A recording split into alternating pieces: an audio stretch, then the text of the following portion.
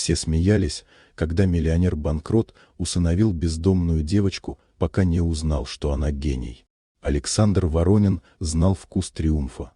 Его ит-компания «Нейросфера» приносила сотни миллионов. Фото красовались на обложках деловых журналов.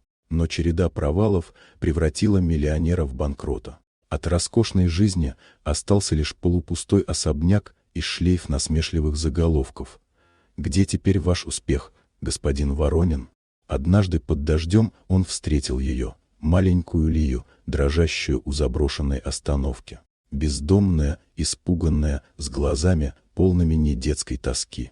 Что толкнуло его на этот шаг? Может, собственное одиночество?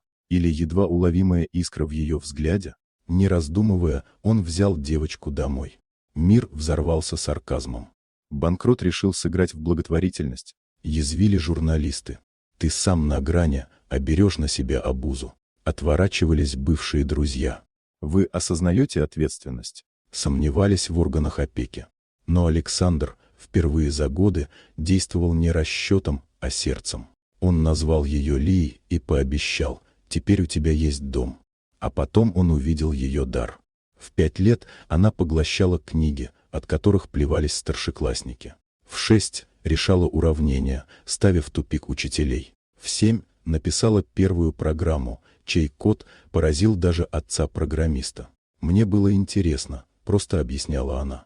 Воронин бросил все на ее развитие. Последние деньги, на репетиторов, сбережения, на оборудование. Лия же отвечала невероятными прорывами. В 9 лет алгоритм, ускоряющий обработку данных в 10 раз. В 10 прототип ИИ, распознающего эмоции по мимике. В 11 запатентованная технология, взорвавшая рынок. И вот настал их триумф.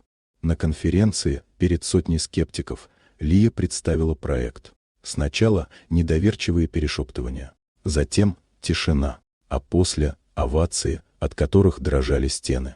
Журналисты, еще вчера пившие кровь Воронина, теперь толпились с камерами. «Как вам это удалось?» Александр, стоя рядом с сияющей Лией, лишь улыбался. Он знал, это не его победа, это победа веры. Сегодня нейросфера снова на вершине. Но это уже другая компания, где главный акционер не инвестор, а 12-летняя девочка с косичками и ноутбуком.